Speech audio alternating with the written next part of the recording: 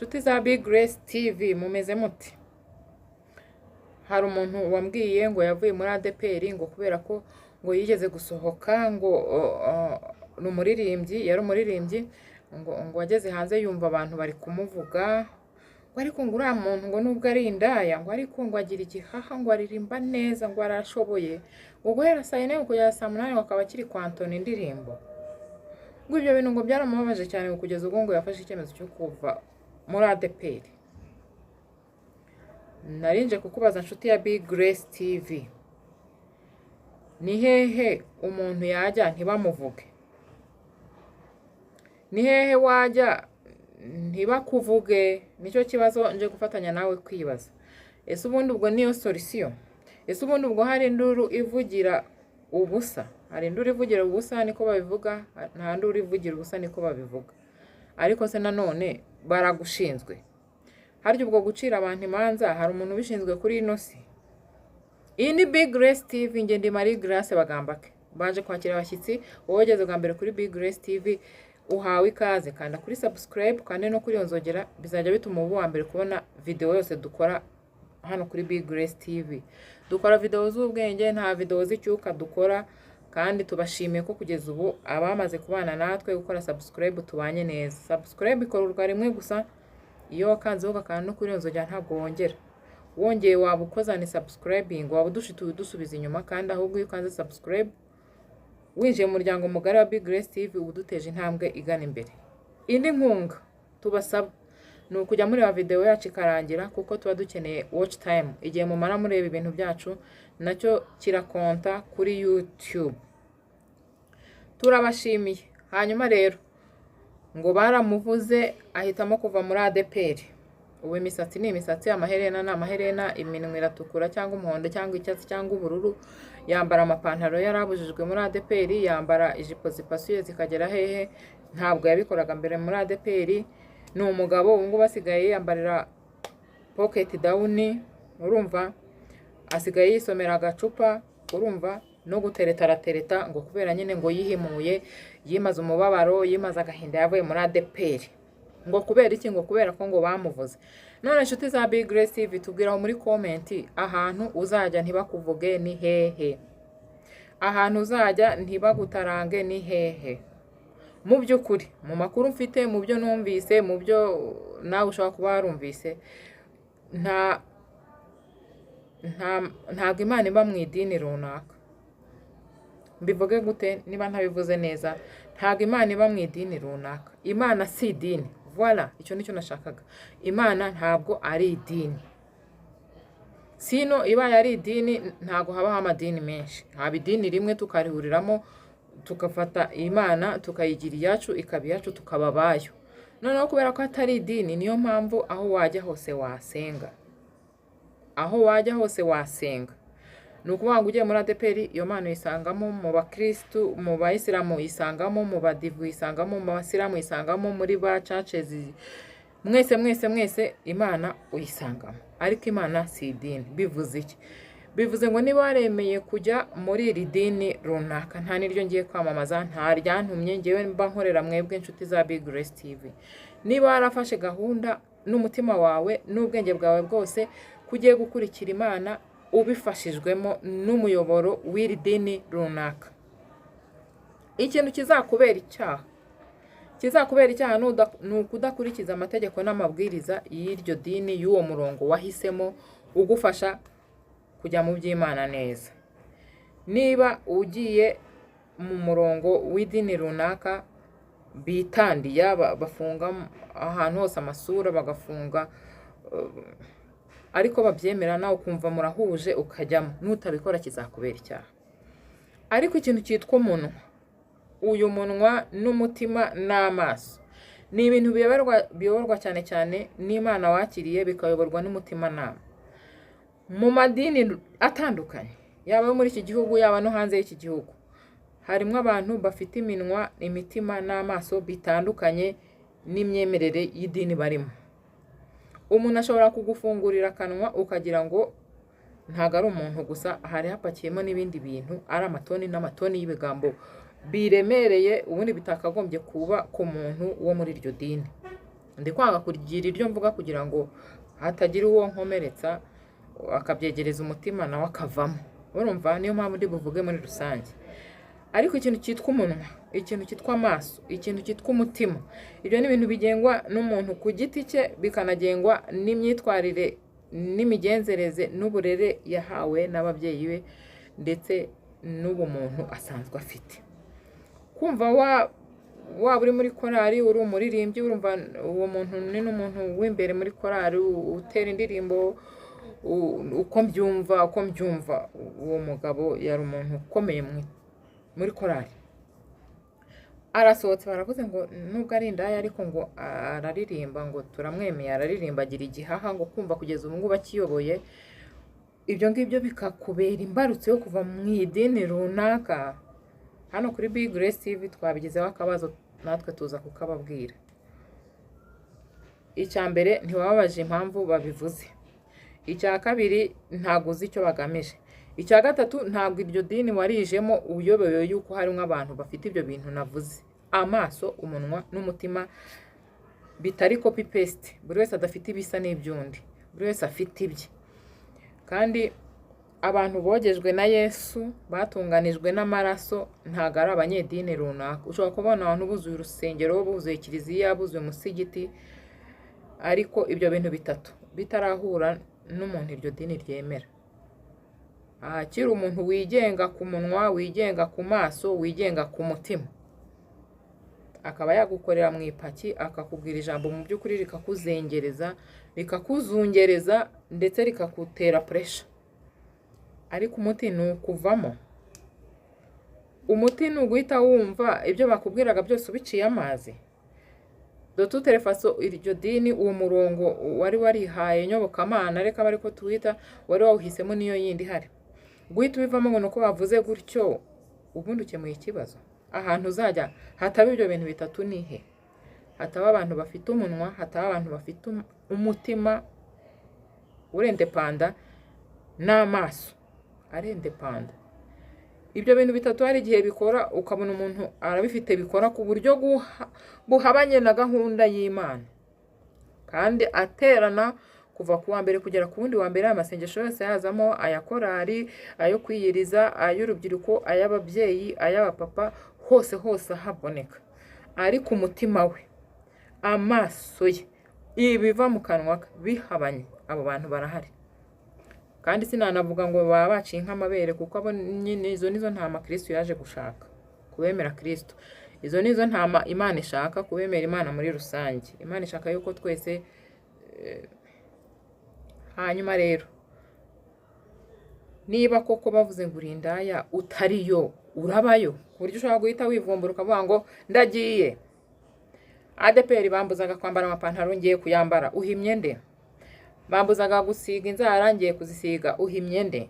Bambuzaga gutereka imisatsi no kuyirambura, ngiye kubikora kubera ko banyise indaya, ngiye kuyirambura, ngiye mbigenza uko mbigenza, uhimye nde? Nk'umuntu mukuru ni uburenganzira bwawe. Nta dini na rimwe ribaho rya gereza rifunze rigufunga ngo nta bwinyagamburiro ufite bwo kutajya ahandi. Amadini n'amatorero arafunguye kuri buri muntu wese, akondisiyo ke wemera kugendera ku mategeko n'amabwiriza bigakurikizwa. Nko muri MTN uravuga ngo urakanda akanyenyeri 182 urwego ukurikiza amabwiriza. Ubwo amategeko n'amabwiriza ni nko muri RIB, nayo arakurikizwa. Nshuti rero ya Big Grace TV, wa mugabo wavuye muri iri dini ngo kubera bakuvuze n'ahandi, narinje kukubwira ngo jipange sawa sawa, n'ahandi ugiye bazakuvuga. Jipange sawa sawa, n'ahandi ugiye bazagutaramana. Jipange sawa sawa, n'ahandi ugiye bazaguhugiraho bakuvuge. N'ahandi ugiye bazaguhungabanya, n'ahandi ugiye bazakuvuga, n'ahandi ugiye bazakwibasira, n'ahandi ugiye birebire byinshi nta nabonera umwanya wo kuvuga hano kuri YouTube kuko mafite iminota ibaze. Igisubizo ni ikihe? Igisubizo ni ikihe? Emeranya n'umutima wawe kugira umurongo nyobokamana ukurikira, kuko guterana kwera nako ni ngombwa. Icyo ni kimwe. Icya kabiri, fata umuntu nk'umuntu, ntufate umuntu nk'Imana, kuko idini si Imana. Iri dini runaka ADEPR niyo wavugaga wa mugabo we, waravuga ngo muri ADEPR ngo bayikugeze gutya na gutya, bakugeze none ubu wikubitira akabyeri, mitsingi n'ibindi byose sinaziza amoko ngo kugira ngo wihimure kubera ko wavuye muri iryo dini, sinongera no kurisubiramo, sindi kuryamamaza.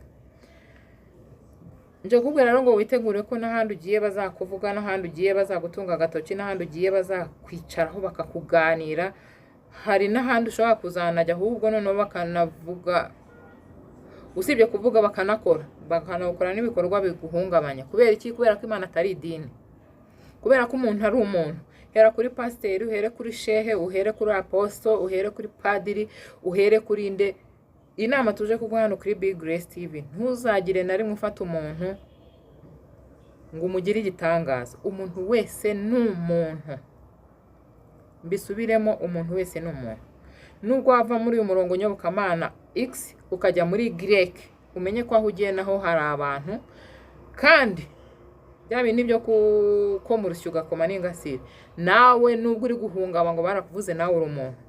Wowe wirebye muri retrovizeri ukareba abo wavuze, wamenya umubare wabo.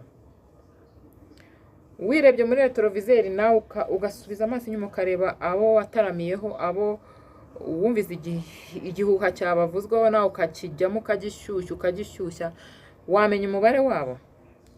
Hari abo wavuze, hari abo waparticipye mu biganiro byo kuvuga no gukora. Urumva, ushobora kubona umuntu agiye guhahira runaka ugahita umukuranga ngo twijya kuri uriya ngo arirata, kandi muraririmbana, murasengana, mubana muri komite y'ababyeyi, mubana muri intercessors, abinginzi, ukamukura ngo mujyana ngura ngo arirata, ngura ngo avuga nabi, ngura ngo agira. None ko nta muntu dufite upima ibintu tuvuga usibye umutima nama wacu, ko nta muntu dufite udupimira ibintu tureba, ko nta n'umuntu dufite udupimira ibintu tubitse, ubwo bazajya batuvuga hose yaduhunga, byazarangira tubaye ibikange, tubaye ibihabu, banavuga ngo tugahita twihombora hasi kubera ko nyine karabaye. Nta hantu uzajya hatari umuntu ufite ibyo bintu bitatu. Ubwo umwanzuro tuwugira uwo, umwanzuro tugire ko abantu, buri muntu wese mu itorero abo wejejwe muri ryo. Bivuze iki? Ubwo ndi kubwira we na hano muri nta dini nongera kuvuga, ariko buri muntu wese abo wejejwe muri ryo, kugira ngo nyine abantu batongera gukomereka, abantu batongera kubabaza abandi, abantu batongera gutuma abantu bafata ibyemezo batari bishimiye kuko atari byo bari bafashe mbere. Buri muntu wese mu itorero nabo wejejwe muri ryo, kuko niba ugenda muri no murongo wino myemerere, yigenderemo, gendera kuri abanyamagambo, gendera kuri abirasi, gendera kuri abakora ibi nibi niba mutabyemera. Noneho niba utanabyemeranywa n'umutima wawe, niba nawe warabyemeye ko ari byo byagufasha kugendera mu murongo nyobokamana neza uko Imana ibishaka, ukazagera mu ijuru amahoro wemye utunganye. Buri muntu wese nabo wejejwe mu itorero rye, mu idini rye. Ibi byo gukomeretsanya, ibi byo kubabaza abandi, ibi byo gutuma umuntu yicuza kuba amaze igihe runaka ahangaha bizavaho. Hari n'igihe bakureka cyangwa nawe wihangana ugakomeza ugashinyiriza ukahaguma, ariko ugasanga uhari nk'abaringa, bataguha amahirwe nk'ayo baha abandi, bataguha mikoro ngo nawe utere indirimbo niba uri umuririmbyi, niba haje n'imfashanyo mu itorero mu idini batayiguha kubera ko bafite ukuntu bakurojese ariko ukaresisita ukahaguma. Ibyo nabyo birahari, bishobora kuba bihari.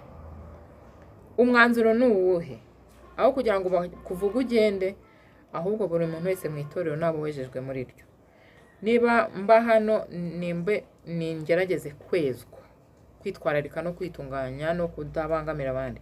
Niba nemera uyu murongo w'ahangaha w'abagatulika, nimba umugatulika utagatifurijwe aho ngaho, niba ndi umusiramu nimere nk'umusiramu ukwiye. Ubwo ibyo gukomeretsanya no kubangamira abandi no kugira gute no gutuma umuntu afata ibyemezo bizahagarara. Ariko akabazo ka nyuma nshaka kubaza wa mubyeyi we wavuye aho ngaho ngo nuko bakuvuze ku kazi ukora, ko bakuvuga kutarasezera, ikiminu bamo ko hari igihe nabo bicara bakakuvuga kutarakivamo.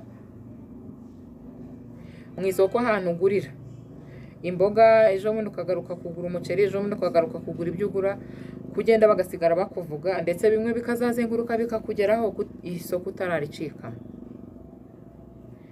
Kugenda muri kwasiteri, ukagenda muri basi, ukagenda mu modoka rusange, ndetse n'iyawe yewe ushobora guha umuntu lift mugendanye mufatanyije urugendo nawe akakuvuga. Ashobora kukuvuga ukinatwaye akirimo, ashobora kukuvuga yayivuyemo, ariko bikazazenguruka bikakugarukaho. Ko aho bakuvuga handi utahava, kuki byihuta kuvuga ngo ndahita mva muri iri dini ngo kubera ko ngo bampungabanije, kubera ko banyibasiye, kubera ko babangamiye ubwisanzure bwanjye, kuki uhita kutarasezera mu kazi kaguhemba ku kwezi ngo nuko bakuvuze. Ho ntibakuvuga, ntibafite amaso, ntibafite umunwa, ntibafite wa mutima, kandi izo nyama zirigenga, usibye kuyoborwa na Kristo n'umwuka wera na Roho Mutagatifu ko mubyita. Ubundi izo nyama eshatu zizarikora niba utabashije kuba mu itorero ngo uwejejwe muri ryo. None nshuti y'Imana, ko aho handi bakuvuga utarahava, aho handi uvuga kuki utarakura mwaka we karenge, ariko bakuvuze mu idini direct moja nzuri, byose uhise ubivamo. Ako ni akabazo tugasubize muri comment. Iyi ni Big Grace TV, ngende Marie Grace Bagambake. Ndagushimiye kubwa comment nziza ugiye kuduha, ndagushimiye kubw'inama nziza ugiye kuduha, ndagushimiye kuko ugiye kuba uwejejwe mu itorero urimo. Ciao.